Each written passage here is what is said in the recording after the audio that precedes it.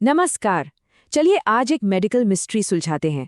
एक ऐसा केस जहां शरीर की अपनी ही लाल रक्त कोशिकाएं यानी रेड ब्लड सेल्स रहस्यमयी तरीके से गायब हो रही हैं। तो तैयार हो जाइए, हम इस जांच की गहराई में उतरने वाले हैं। तो हमारे केस का जो मेन क्राइम है वो यही है, रेड ब्लड सेल्स का बहुत तेजी से टूटना और खत्म हो जाना। जब शरीर इस नुकसान की भरपाई नहीं कर पाता तो नतीजा होता है एनीमिया। अब किसी भी अच्छी जासूसी कहानी की तरह हमें सुरागों को फॉलो करना होगा। हमारी इन्वेस्टिगेशन शुरू होती है पहले लक्षणों से और फिर हम एक एक करके सबूतों को जोड़ेंगे और असली मुजरिम तक पहुंचेंगे। तो कोई भी जासूस सबसे पहले क्या करता है? क्राइम सीन पर जाता है ना? हमारे केस में क्राइम सीन है पेशेंट का ब्लड, और शुरुआती सबूत हमें मिलेंगे लैब रिपोर्ट से। यहाँ एक बहुत ही दिलचस्प बात सामने आती है, और वो ये है कि शरीर इस हमले पर रिएक्ट कैसे कर रहा है। बोन मैरो, जो हमारे ब्लड सेल्स बनाने वाली फैक्ट्री है, वो प्रोडक्शन को एकदम हाई गियर में डाल देती है। और ये जो रिएक्शन है ना, यही हमारा पहला बड़ा सुराग है। ये जो नंबर है ना, 1 लाख से ज्यादा, ये चिल्ला चिल्ला कर बता रहा है कि बोन मैरो नुकसान की भरपाई के लिए बहुत सारी कच्ची यानी यंग रेड ब्लड सेल्स को खून में धकेल रही है। इन्हें हम रेटिक्युलोसाइट्स कहते हैं। ये एक साफ इशारा है कि सिस्टम में कहीं बहुत बड़ी गड़बड़ चल रही है। अब इनको ऐसे समझिए जैसे क्राइम सीन पर छोड़े गए फिंगरप्रिंट्स हों। जब भी कोई रेड ब्लड सेल टूटता है तो वो अपने पीछे एलडीएच और बिलिरुबिन जैसी चीजें छोड़ जाता है, जिससे खून में इनका लेवल बढ़ जाता है। वहीं दूसरी तरफ हेप्टोग्लोबिन एक क्लीन अप प्रोटीन है। वो इस मलबे को साफ करने में इस्तेमाल हो जाता है, इसलिए उसका लेवल नीचे चला जाता है। इन सुरागों से हमें पता चलता है कि ये तबाही हो कहाँ रही है। क्या सेल्स सीधे खून की नसों के अंदर मतलब इंट्रावैस्कुलर टूट रही हैं, या फिर उन्हें स्प्लीन और लिवर जैसे अंगों में यानी एक्स्ट्रावैस्कुलर ले जाकर तोड़ा जा रहा है? दोनों जगहों के सबूत बिल्कुल अलग अलग होते हैं। और अब हम अपनी इन्वेस्टिगेशन के सबसे अहम मोड़ पर आ पहुंचे हैं। एक ऐसा सवाल जो पूरी जांच की दिशा ही बदल देगा। तो वो सबसे जरूरी सवाल ये है, क्या शरीर का अपना इम्यून सिस्टम ही विलन है जो इन रेड ब्लड सेल्स पर हमला कर रहा है, या फिर इन सेल्स के अंदर ही कोई पैदाइशी खराबी है जो उनके टूटने की वजह बन रही है? और इस बड़े सवाल का जवाब हमें मिलता है एक खास टेस्ट से, डायरेक्ट एंटीग्लोबुलिन टेस्ट, या जिसे आमतौर पर कूम्स टेस्ट कहते हैं। यही टेस्ट हमारी जांच की दिशा तय करेगा। तो देखिए, ये टेस्ट करता क्या है। ये सीधा जाकर देखता है कि रेड ब्लड सेल्स पर हमलावर यानी एंटीबॉडीज चिपके हैं या नहीं।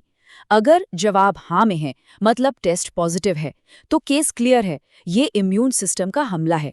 लेकिन अगर जवाब नहीं में है, मतलब टेस्ट नेगेटिव है, तो हमें अपनी जांच को एक बिल्कुल अलग दिशा में मोड़ना होगा। तो अगर कूम्स टेस्ट नेगेटिव आता है, इसका मतलब है कि हमला बाहर से नहीं हो रहा। अब हमें घर के अंदर ही, मतलब रेड ब्लड सेल्स के अंदर ही किसी गड़बड़ी को ढूंढना होगा। तो हमारा पहला सस्पेक्ट है मैकेनिकल डैमेज, मतलब कुछ बीमारियां ऐसी होती हैं जिनमें ये रेड ब्लड सेल्स जब पतली पतली खून की नसों से गुजरती हैं ना, तो वो फिजिकली टूट जाती हैं, बिल्कुल वैसी जैसे किसी मशीन में कोई चीज़ पिस जाती है। और इसका सबूत, जब हम खून को माइक्रोस्कोप के नीचे देखते हैं तो हमें ये टूटे फूटे सेल्स दिखते हैं जिन्हें हम कहते हैं शिस्टोसाइट्स। ये MAHA का पक्का सबूत है, और ये जानना बहुत ज़रूरी है क्योंकि TTP जैसी कंडीशन एक मेडिकल इमरजेंसी होती है जिसमें फौरन एक्शन लेना पड़ता है। अच्छा, हमारा अगला शक चाहता है सेल की बनावट पर ही। क्या हो अगर रेड ब्लड सेल का स्ट्रक्चर ही डिफेक्टिव हो? अगर उसकी बाहरी दीवार ही कमज़ोर हो तो वो तो ज़रा से दबाव में ही टूट जाएगी, जैसे कि हेरिडिटरी स्फेरोसाइटोसिस में होता है। इसमें सेल्स डिस्क की तरह चपटे होने के बजाय गेंद की तरह गोल और टाइट हो जाते हैं, और जब ये टाइट गेंदें स्प्लीन यानी तिल्ली से गुजरती हैं तो फट जाती हैं। ऑस्मोटिक फ्रेजिलिटी टेस्ट से पता चल जाता है कि ये सेल्स कितने नाजुक हैं। चलिए एक और सस्पेक्ट की प्रोफाइल देखते हैं। हो सकता है कि सेल्स के अंदर उन्हें बचाने वाला एक ज़रूरी एंजाइम ही गायब हो। ये एंजाइम एक तरह का सुरक्षा कवच होता है जो उन्हें केमिकल स्ट्रेस से बचाता है, और इस कवच के बिना सेल्स बहुत कमज़ोर हो जाते हैं। G6PD की कमी बिल्कुल ऐसा ही एक केस है, पर यहाँ एक बहुत बड़ा लेकिन है। एक बहुत ज़रूरी बात जिसका ध्यान रखना होता है। अगर ये टेस्ट बीमारी के एकदम बीच में किया जाए तो रिजल्ट नॉर्मल आ सकता है, जो कि गलत होगा। ऐसा इसलिए क्योंकि नई नई बनी सेल्स में एंजाइम लेवल ठीक लग सकता है, तो सही टाइमिंग बहुत ज़रूरी है। और हमारा आखिरी बड़ा सस्पेक्ट है हीमोग्लोबिन में ही कोई जेनेटिक गड़बड़ी, मतलब वो प्रोटीन जो ऑक्सीजन लेकर जाता है उसी का डिज़ाइन ही फॉल्टी है। इसका सबसे क्लासिक उदाहरण है सिकल सेल डिजीज, जिसमें सेल्स का पूरा आकार ही बदल जाता है। तो अब तक हमने सारे सुराग इकट्ठा कर लिए, सारे सस्पेक्ट से पूछताछ कर ली।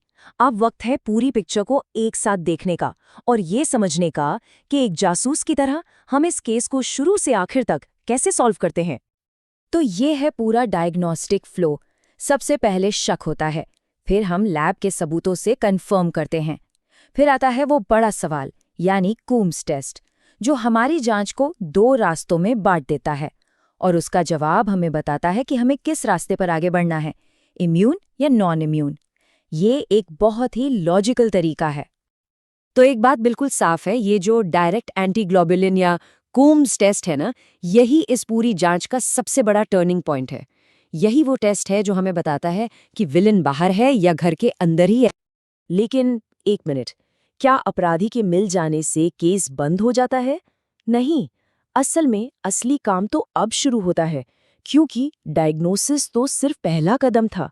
असली चुनौती तो उस कारण का इलाज करने में है, ताकि ये लाल रक्त कोशिकाएं फिर से सुरक्षित रह सकें और अपना काम कर सकें।